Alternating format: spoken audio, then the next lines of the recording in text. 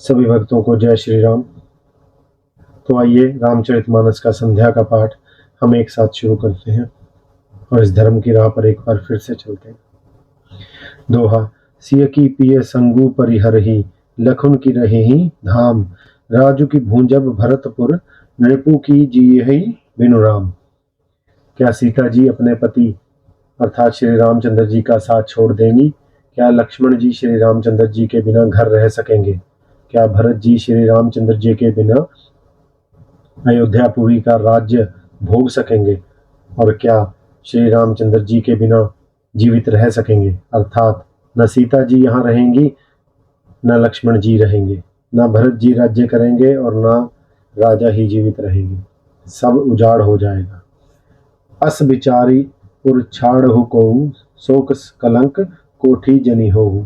भरत ही अवसि देहु जुबराजू, कानन राम काजू। हृदय में ऐसा विचार कर क्रोध छोड़ दो, शोक और कलंक की कोठी मत बनो। भरत को अवश्य युवराज पद दो, पर श्री रामचंद्र जी का वन में क्या काम है? नाहिन राम राज के भूखे, धर्म धुरिन विषय रस रूखे। गुरु ग्रह बसहु राम तुझ गेहु, नृप सन असबरु दूसर लेहु। श्री रामचंद्र जी राज्य के भूखे नहीं है, वे धर्म की धुरी को धारण करने वाले और विषय रस से रूप है, अर्थात उनमें विषय शक्ति है ही नहीं। इसलिए तुम यह शंका न करो कि श्री राम जी वन न गए तो भरत के राज्य में विघ्न करेंगे। इस पर भी मन न माने तो तुम राजा से दूसरा ऐसा यह वर ले लो कि श्री राम घर छोड़कर गुरु के घर रहे। जो नहीं लग ही हूँ कहे हमारे, नहीं लाग ही कछु हाथ तुम्हारे। जो परिहास कीन ही कछु को हो ही, तो कही प्रकट ना बहु सोई। जो तुम हमारे कहने पर ना चलोगी तो हमारे हाथ भी कुछ भी ना लगेगा। यदि तुमने कुछ हंसी की हो तो उसे प्रकट में कहकर जना दो कि मैंने दिल लगी की है। राम सरिस सुत कानन जोगू, कहा कही ही सुनी तुम्ह कहूँ लोगू। उठ हो बेगी सोई करहु उपाई, जही विधि शोक कलंक कुन साई। राम सरीखा पुत्र क्या वन के योग्य है? यह सुनकर लोग तुम्हें क्या कहेंगे?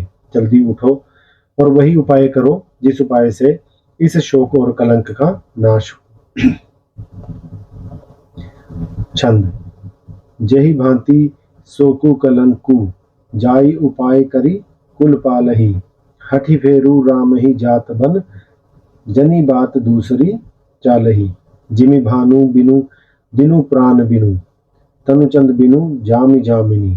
तिवि तिमि अवध तुलसीदास प्रभु, बिनु समझी धो जिय भामिनी। जिस तरह नगर भर का शोक और तुम्हारा कलंक मिटे, वही उपाय करके कुल की रक्षा कर वन जाते हुए श्री राम जी को हट करके लौटा ले। दूसरी कोई बात ना चला। तुलसीदास जी कहते हैं, जैसे सूर्य के बिना दिन, प्राण के बिना शरीर और चंद्रमा के बिना रात निर्जीव अर्थात शोभाहीन हो जाती है, वैसे ही श्री रामचंद्र जी के बिना अयोध्या हो जाएगी। हे भामिनी, तू अपने हृदय में इस बात को समझ अर्थात विचार कर देख तो सही। सौरठा। सखिन सिखावनु दीन सुनत, मधुर परिणाम हित। तेई कछु कान न कीन, कुटिल प्रबोधि कबूरी। इस प्रकार सखियों ने ऐसी सीख दी जो सुनने में मीठी और परिणाम में हितकारी थी, पर कुटिला कुबरी की सिखाई पड़ी हुई कैकेयी ने इस पर जरा भी कान नहीं दिया। उतरु न देई दुसह रिस रूखी, मृगनः चितव जनु बागिनी भूखी।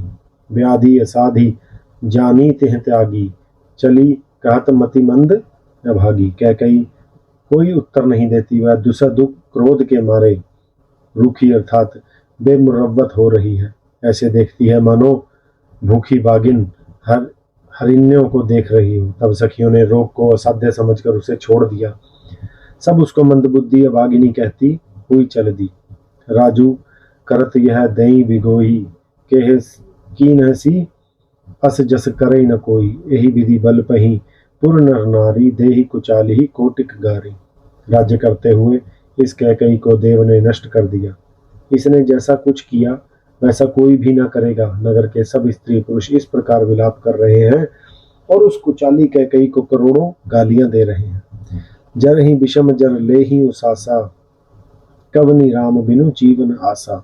विपुल वियोग प्रजा अकुलानी, जनु जल चरगन सूखत पानी। लोग विषम जवर अर्थात भयानक दुख की आग से जल रहे हैं। लंबी सांसें लेते हुए वे कहते हैं कि श्री रामचंद्र जी के बिना जीने की कौन आशा है। महान वियोग की आशंका से प्रजा ऐसी व्याकुल हो गई मानो पानी सूखने के समय जलचर जीवों का समुदाय व्याकुल हो।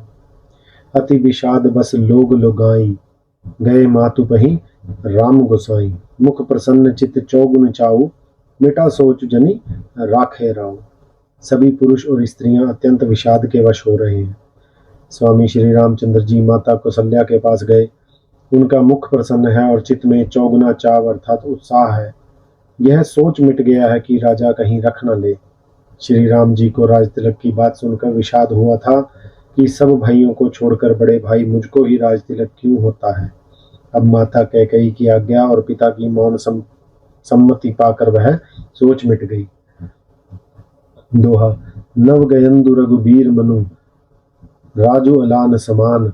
छूट जानी बन गवन सुनी, पुर आनंदु अधिकान। श्री रामचंद्र जी का मन नए पकड़े हुए हाथी के समान और राज तिलक उस हाथी के बांधने की कांटेदार लोहे की बेड़ी के समान है। वन जाना है यह सुनकर अपने को बंधन से छूटा जानकर उनके हृदय में आनंद बढ़ गया है।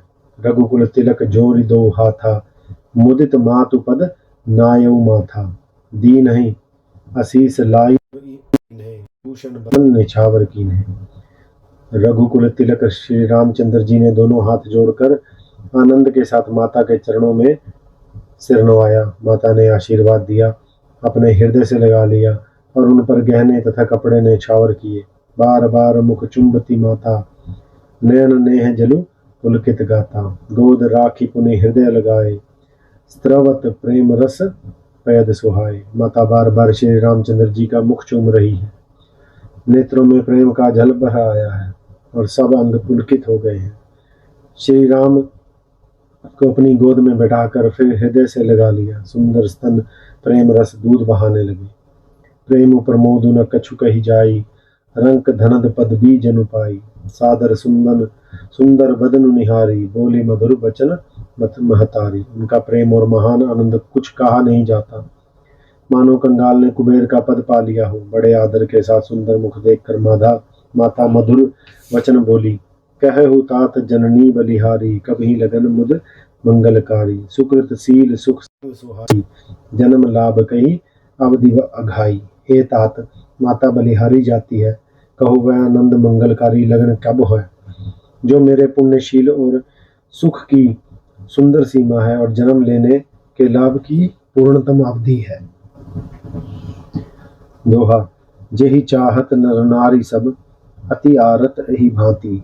जिमि चातक चातकी दृष्टि, वृष्टि शरद सित ऋतु स्वाति। तथा जिस लगन को सभी स्त्री पुरुष अत्यंत व्याकुलता से इस प्रकार चाहते हैं जिस प्रकार प्यास से चातक और चातकी शरद ऋतु के स्वाति नक्षत्र की वर्षा को चाहते हैं।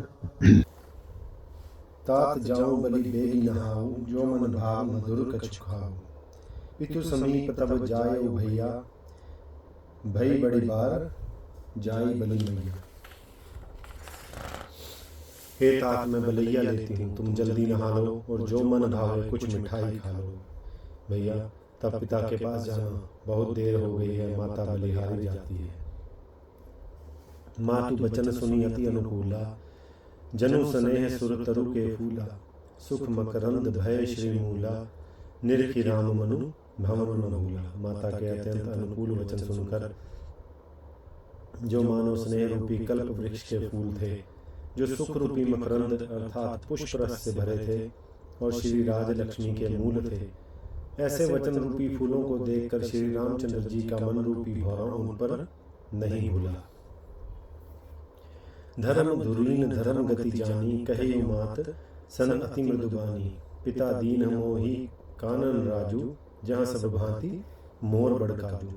धर्म धुरीन श्री रामचंद्र जी ने धर्म की गति को जानकर माता से अत्यंत कोमल वाणी से कहा, हे माता, पिताजी ने मुझको वन का राज्य दिया है, जहाँ सब प्रकार से मेरा बड़ा काम बनने वाला है। आय सुदेहि मुदित मन माता, जहि मुद मंगल कानन जाता। जनि स्नेह बस डर पसी भोरे, आनंदु अम्ब अनुग्रह तोरे। हे माता, तू प्रसन्न मन से मुझे आज्ञा दे, जिससे मेरी वन यात्रा में आनंद मंगल हो। मेरे स्नेह वश भूल कर भी डरना नहीं। हे माता, तेरी कृपा से आनंद ही होगा। दोहा।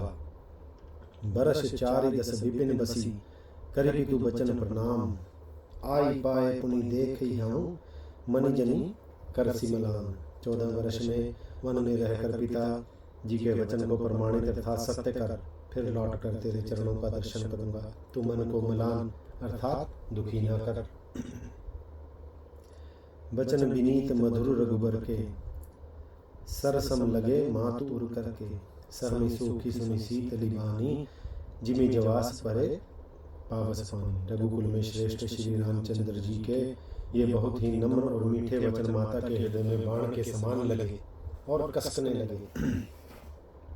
उस शीतल वाणी को सुनकर कौशल्या वैसे ही सहम कर सूख गई, जैसे बरसात का पानी पड़ने से जवासा सूख जाता है। कहीं न जाई कछु हृदय विषादु, मन मृगी सुनी के हरि नादु। नयन सजल तन थर थर कांपी, माँ जही खाई मीन जन मापी। हृदय का विषाद कुछ कहा नहीं जाता। मानो सिंह की गर्जना सुनकर हिरनी विकल हो गई। नेत्रों में जल भरा आया, शरीर थर थर कांपने लगा, मानो मछली मांजा अर्थात पहली वर्षा का फेन खाकर बदहावा हवास हो गई हो। धरी धीर जू सुत बदनु निहारी, गद गद बचन कहती महतारी। तात पित ही तुम प्राण पियारे, देखी मुदित नित चरित तुम्हारे। धीरज धर कर पुत्र का मुख देखकर माता गद गद वचन कहने लगी, हे तात, तुम तो पिता को प्राणों के समान प्रिय हो। तुम्हारे चित्रों को देखकर वे नित्य प्रसन्न होते थे। राजुदेन कहूँ सब दिन साधा, कहे उजान बन कहीं अपराधा। तात सुनावहु मोहि निदानु, को दिन कर कुल भय कुसानु। राज्य देने के लिए उन्होंने ही शुभ दिन सोधवाया था, फिर अब किस अपराध से बन जाने को कहा। हे तात, मुझे इसका कारण सुनाओ। सूर्यवंश रूपी वन को जलाने के लिए अग्नि कौन हो गया। दोहा। निरखी राम रुख सचिव सुत, कारण कहे बुझाई। सुनी प्रसंग रही मूक जिमी, दशा बरने नहीं जाई। तब श्री रामचंद्र जी का रुख देखकर मंत्री के पुत्र ने सब कारण समझाकर कहा। उस प्रसंग को सुनकर वे गूंगी जैसी अर्थात चुप रह गई। उनकी दशा का वर्णन नहीं किया जा सकता। राखी न सकई न कही सक जाहु, तुम भांति उड़ दारण दाहु। लिखत सुधाकर गा लिखी राहु, विधि गति बाम सदा सबका। न रखी सकती है न यह कह ही सकती है कि वन चले जाओ। दोनों ही प्रकार से हृदय में बड़ा भारी संताप हो रहा है। मन में सोचती है कि देखो, विधाता की चाल सदा सबके लिए टेढ़ी होती है। लिखने लगे चंद्रमा और लिख गया राहु। धर्म स्नेह उभय मति घेरी, भय गति सांप छुछुंदरी केरी। राखूं सुत ही करूं अनुरोधु, धर्म जाई अरु बंधु विरोधु। धर्म और स्नेह दोनों ने कौशल्या जी की बुद्धि को घेर लिया। उनकी दशा सांप छुछुंदर सी की हो गई। वे सोचने लगी कि यदि मैं अनुरोध अर्थात हट करके पुत्र को रख लेती हूँ तो धर्म चाहता है और भाइयों में विरोध होता है। कहूँ जान बन तो बड़ी हानि, संकट सोच विबस रही भई रानी। बहुरी समझी तिय धर्म से आनी, राम भरत दो सुत समझानी। और यदि वन जाने को कहती हूँ तो बड़ी हानि होती है। इस प्रकार से धर्म संकट में पड़कर रानी विशेष रूप से सोच के वश हो गई। फिर बुद्धिमती कौशल्या जी स्त्री धर्म अर्थात पातिव्रत धर्म को समझकर और राम तथा भरत दोनों पुत्रों को समान जानकर सरल स्वभाव राम महतारी, बोली वचन धीर धरि भारी। तात जाऊं बलि कीन हूँ नीका, पितु आयसु सब धर्म टीक। सरल स्वभाव वाली श्री रामचंद्र जी की माता बड़ा धीरज धरकर वचन बोली, हे तात, बलिहारी जाती हूँ। तुमने अच्छा किया, पिता की आज्ञा का पालन करना ही सब धर्मों का शिरोमणि धर्म है। दोहा। राजु देन कही दीन बदनु, मोहि न सो दुख लेसु तुम बिनु भरत ही भूपति ही प्रज ही प्रचंड कलेसु। राज्य देने को कहकर वन दे दिया, उसका मुझे लेश मात्र भी दुख नहीं है। अर्थात दुख तो इस बात का है कि तुम्हारे बिना भरत को, महाराज को और प्रजा को बड़ा भारी कलेश होगा। जो केवल पितु आय सुताता, तो जनि जाहु जानी बड़ी माता। जो पितु मातु कहे बन जाना, तो कानन सत अवध समाना। हे तात, यदि केवल पिताजी की आज्ञा हो तो माता को पिता से बड़ी जानकर वन को मत जाओ, किंतु यदि पिता माता दोनों ने वन जाने को कहा हो तो वन तुम्हारे लिए सैकड़ों अयोध्या के समान है। पितु बन देव मातु बन देवी, खग मृग चरण सरोरु सेवी। अंतहु उचित नृप ही बनवासु, बिय बिलो की होई हरासु। वन के देवता तुम्हारे पिता होंगे और वन देवियां माता होंगी। वहां के पशु पक्षी तुम्हारे चरण कमलों के सेवक होंगे। राजा के लिए अंत में वनवास करना उचित ही है। केवल तुम्हारी सुकुमार अवस्था देखकर हृदय में दुख होता है। बड़ भागी बनु अवध अभागी, जो रघुवंश तिलक तुम त्यागी। जो सुत कहो संग मोहि लेहु, तुम्हारे हृदय हुई संदेह। हे रघुवंश के तिलक, वन बड़ा भाग्यवान है और यह अवध अभागी है जिसे तुमने त्याग दिया। हे पुत्र, यदि मैं कहूँ कि मुझे भी साथ ले चलो तो तुम्हारे हृदय में संदेह होगा कि माता इसी बहाने मुझे रोकना चाहती है। पूत परम प्रिय तुम सभी के, प्राण प्राण के जीवन जी के। ते तुम कहु मातु बन जाऊं, मैं सुनी वचन बैठी पछताऊं। हे पुत्र, तुम सभी के परम प्रिय हो, प्राणों के प्राण और हृदय के जीवन हो। वही प्राणाधार तुम कहते हो कि माता मैं वन को जाऊं और तुम्हारे वचनों को सुनकर बैठी पछताती हूँ। दोहा, यह विचार नहीं करहूं हठ झूठ स्नेह बढ़ाई। मानी मातु कर नात बलि, सूरति बिसरी जन जाई। यह सोचकर झूठा स्नेह बढ़ाकर मैं हठ नहीं करती बेटा, मैं बलैया लेती हूँ। माता का नाता मानकर मेरी सुध भूल ना जाना। देव पितर सब तुम ही गोसाई, राखो पलक नयन की नाई। अवधि अम्ब प्रिय परिजन मीना, तुम करुणा कर धर्म धुरीना। हे गोसाई, यह सब देव और पितर तुम्हारी वैसे ही रक्षा करें जैसे पलकें आंखों की रक्षा करती हैं। तुम्हारे वनवास की अवधि 14 वर्ष जल है, प्रियजन और कुटुंबी मछली हैं। तुम दया की खान और धर्म की धुरी को धारण करने वाले। अस विचारी सोई करहु पाई, सभी जियत जेहि भेंट हुआई। जाहु सुखेन बन ही बलि जाऊं, करिय नाथ जन परिजन गाऊं। ऐसा विचार कर वही उपाय करना जिसमें सबके जीते जी तुम आ मिलो। मैं बलिहारी जाती हूँ, तुम सेवकों परिवार वालों नगर भर को अनाथ करके सुखपूर्वक वन को जाओ। सब कर आज सुकृत फल बीता, भय कराल काल विपरीता। बहुविधि बिन चरण लपटानी, परम अभागिनी आपहु जानी। आज सबके पुण्यों का फल पूरा हो गया, कठिन काल हमारे विपरीत हो गया। इस प्रकार बहुत विलाप करके और अपने को परम अभागिनी जानकर माता श्री रामचंद्र जी के चरणों में लिपट गई। दारुण दुसह दाहुर व्यापा, बरन न जाहि विलाप कलापा। राम उठाई मातु लाई, कहे मधु वचन बहुरी समझाई। हृदय में भयानक दुस्सह संताप छा गया। उस समय के बहुविध विलाप का वर्णन नहीं किया जा सकता। श्री रामचंद्र जी ने माता को उठाकर हृदय से लगा लिया और फिर कोमल वचन कहकर उन्हें समझाया। दोहा, समाचार ते ही समय सुनी, सिय उठी अकुलाई।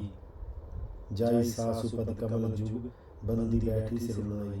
उसी समय यह समाचार सुनकर सीता जी अकुला उठी और सास के पास जाकर उनके दोनों चरण कमलों की वंदना करके सिर नीचे करके बैठ गई। दीन ही असीस सासु मृत्यु बानी, अति सुकुमार देखी अकुलानी। बैठे नमित मुख सोचती सीता, रूप राशि प्रति प्रेम पुनीता। सास ने कोमल वाणी से आशीर्वाद दिया। वे सीता जी को अत्यंत सुकुमारी देखकर व्याकुल हो उठी। रूप की राशि और पति के साथ पवित्र प्रेम करने वाली सीता जी नीचा मुख किए बैठी सोच रही हैं। चलन चहत बन जीवन नाथु, के ही सुकृति सन होई साथु। की तानु प्राण की केवल प्राण, विधि कर तबु कछु जाई न जाना। जीवननाथ प्राणनाथ वन को चलना चाहते हैं, देखें किस पुण्यमान से उनका साथ होगा। शरीर और प्राण दोनों साथ जाएंगे या केवल प्राण ही इनका साथ होगा। विधाता की करनी कुछ नहीं, कुछ कही नहीं जानी जाती। विधाता की करनी कुछ जानी नहीं जाती। चारु चरण नख लेख थी धरनी, नुपुर मखर बदुर कभी हरनी। मन प्रेम बस विनती करहीं, हम ही सिय पद जनि परिहरहीं। सीता जी अपने सुंदर चरणों के नखों से धरती कुरेद रही हैं। ऐसा करते समय नुपुरों का जो मधुर शब्द हो रहा है, कवि उसका इस प्रकार वर्णन करते हैं कि मनो प्रेम के वश होकर नुपुर यह विनती कर रहे हैं कि सीता जी के चरण कभी हमारा त्याग न करे। मंजू विलोचन मोचती बारी, बोली देखी राम महतारी। तात सुनहु सिय अति सुकुमारी, सास ससुर परिजन ही प्यारी। सीता जी सुंदर नेत्रों से जल बहा रही हैं। उनकी यह दशा देखकर श्री राम जी की माता कौशल्या जी बोली, हे तात सुनो, सीता अत्यंत ही सुकुमारी है तथा सास ससुर और कुटुंबी सभी को प्यारी है। दोहा। पिता जनक भूपाल मणि, ससुर भानु कुल भानु। पति रविकुल कह रघु विपिन, विधि गुण रूप निधानु। इनके पिता जनक जी राजाओं के शिरोमणि हैं। ससुर सूर्य कुल के सूर्य हैं और पति सूर्य कुल रूपी कुमुद वन को खिलाने वाले चंद्रमा तथा गुण और रूप के भंडार हैं। मैं पुनि पुत्र बधु प्रिय पाई, रूप राशि गुण शील सुहाई। नयन पुत्री करी प्रीति बढ़ाई, राखें प्राण जान की लाई। फिर मैंने रूप की राशि, सुंदर गुण और शील वाली प्यारी पुत्र वधु पाई है। मैंने इन जानकी को आंखों की पुतली बनाकर इनसे प्रेम बढ़ाया है और अपने प्राण में लगा रखे हैं।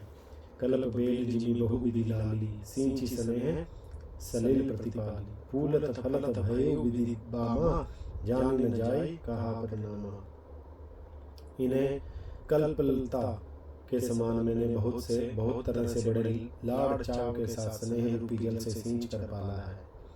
अब इस लता के फूलने फलने के समय विधाता वाम हो गए।